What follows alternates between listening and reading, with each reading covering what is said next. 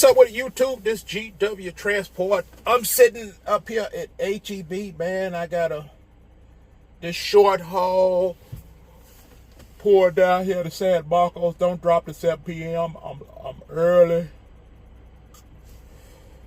Then I head on back to Dallas.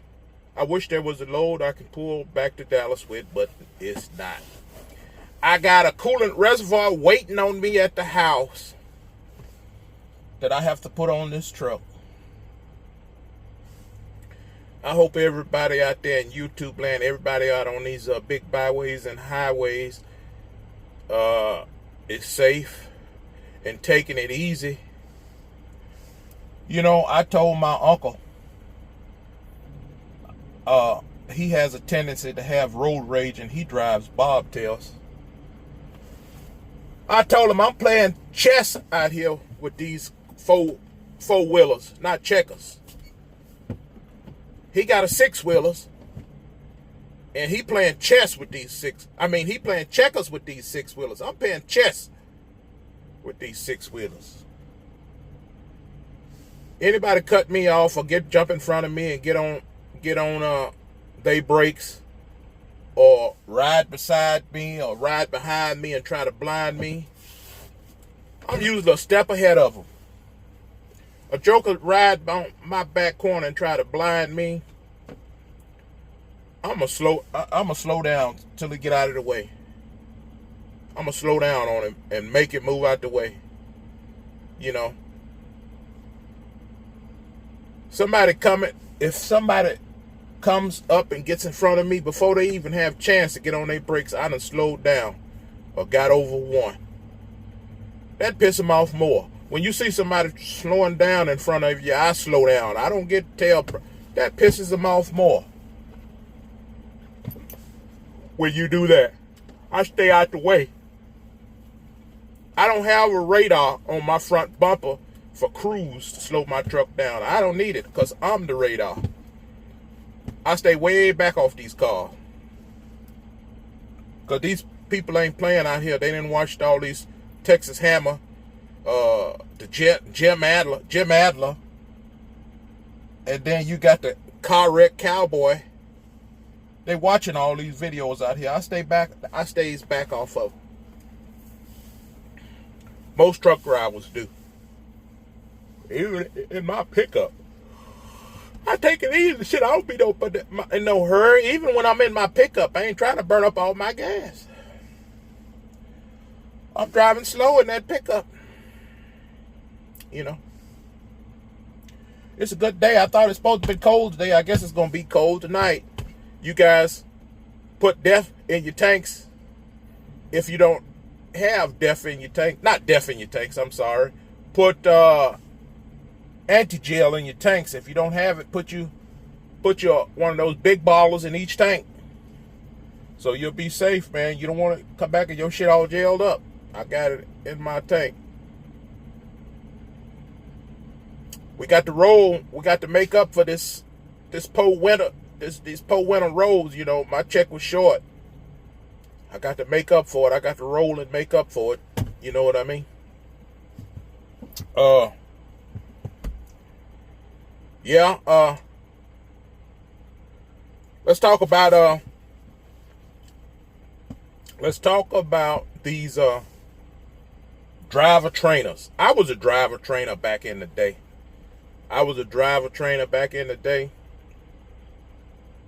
That's a dangerous job, being a driver trainer. I worked at one of these big companies, one of these big mega companies. I'm not going to say their name. I remember I was a mechanic there and I was a driver there at one point in time.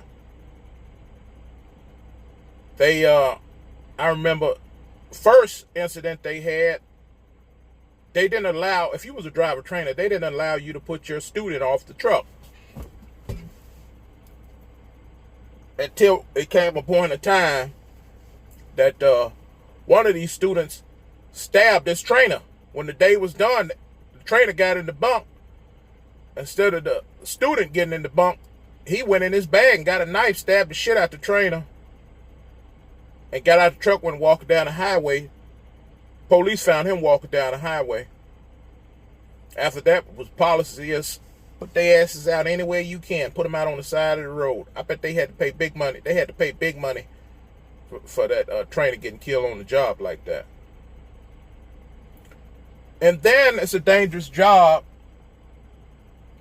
because when you train, a lot of the times you got a student.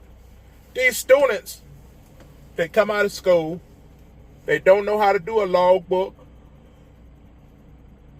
and they don't know how to shift the stick. Back then it was stick shift. This is about 10 years ago. They don't know how to shift, they don't know how to do the logbook, and they don't know how to back up. And dispatch don't understand that. They want you to run them like they're experienced drivers, and you can't. And then sometimes the driver trainer run the hell out of them. I remember there was one student killed his trainer. The student was driving. He went to sleep. The trainer was in the bunk. He must have been on the top bunk. Killed the trainer.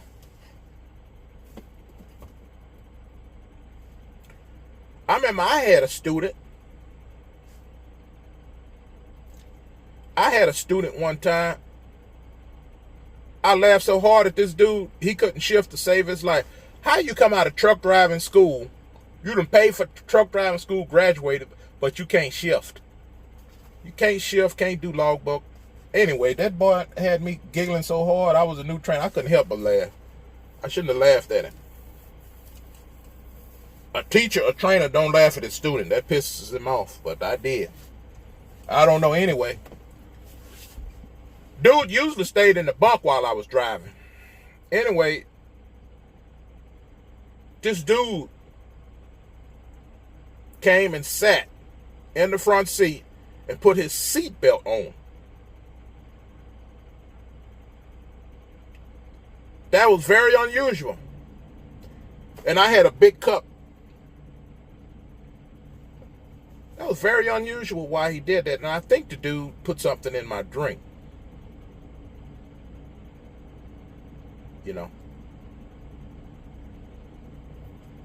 I don't know, but that was very unusual for him to do that. You got to be very careful when you have these students. And then a lot of them, they want to tell you how to drive. They don't know how to drive. One student told me, "Oh, I know exactly where you messed up at." No, you don't. You can't even back up. How you know where I messed up at and you fresh out of CDL school? Can't drive. You got a bad attitude. You know? These students is something else. And then this company I was working for, why would a person want to be a driver trainer? To make more money. How you going to make more money when the company want to take 7 cents off top of my pay, the trainer's pay? When you training somebody, they want to take 7 cents on top. So how you supposed to make any money?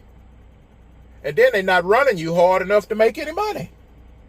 And then they want to take 7 cents on top. So you in charge of yourself and you're in charge of the student. And then the company wants to take 7 cents off top. It's not worth training. What they think you got them in the truck for? A company? No, that's crazy. That don't even, that's stupid.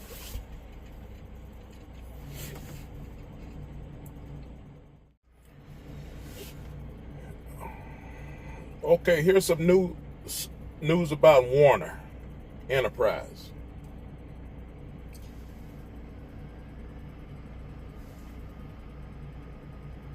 Warner Enterprise acquires First Fleet for $245 million. It expands its presence in the higher margin dedicated transportation market.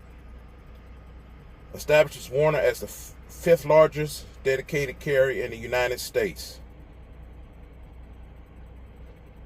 The transaction includes separate purchase of 11 First Fleet real estate properties for $37.8 million, bringing the total deal value to about $282 million.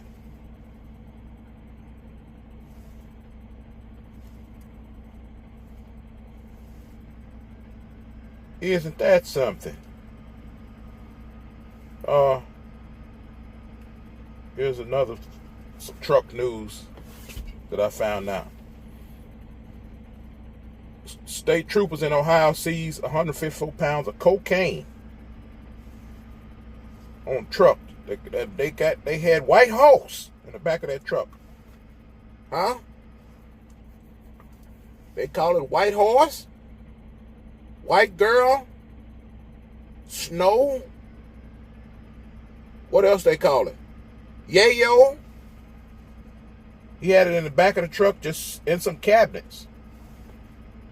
Wonder where he picked it up at.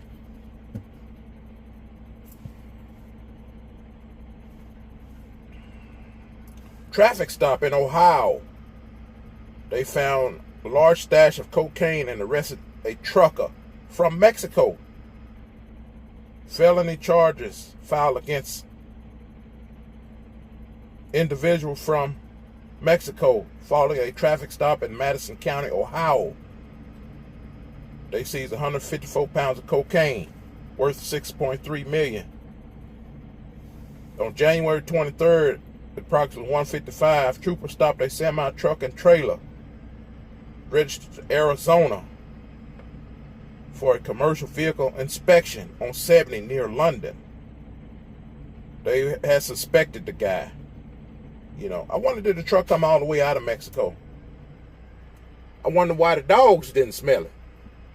If it came out of Mexico, shoot, them people at the scale, them people at the Border Patrol, I remember way back in the day, like 6-7 years back, shoot, where was it at? It was, I don't know, one of these border towns with the Border Patrol, got shot in the head by sharpshooters from Mexico.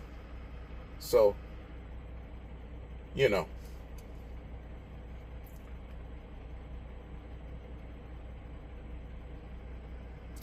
did a probable cause search on the vehicle.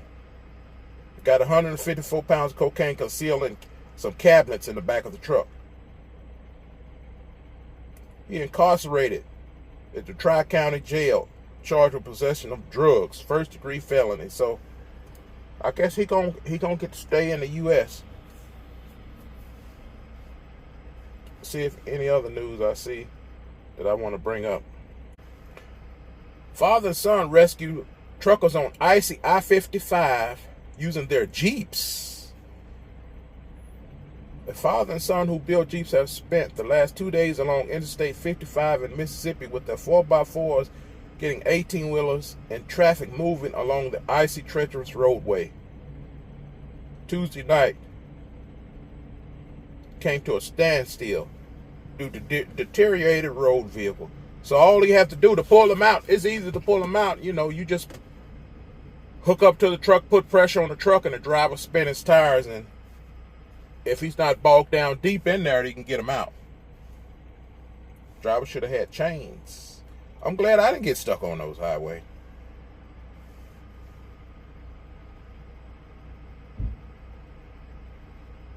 They got two Jeeps hooked together, and then they hooked to the truck.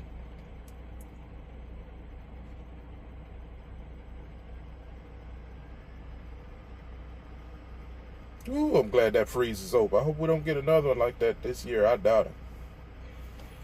Anyway, that's all I got. I'm finna probably get me some beans. Open me a can of beans and eat them while I'm waiting on my appointment time. Everybody out there, have a blessed day. Stay prayed up. I'll holler at y'all later.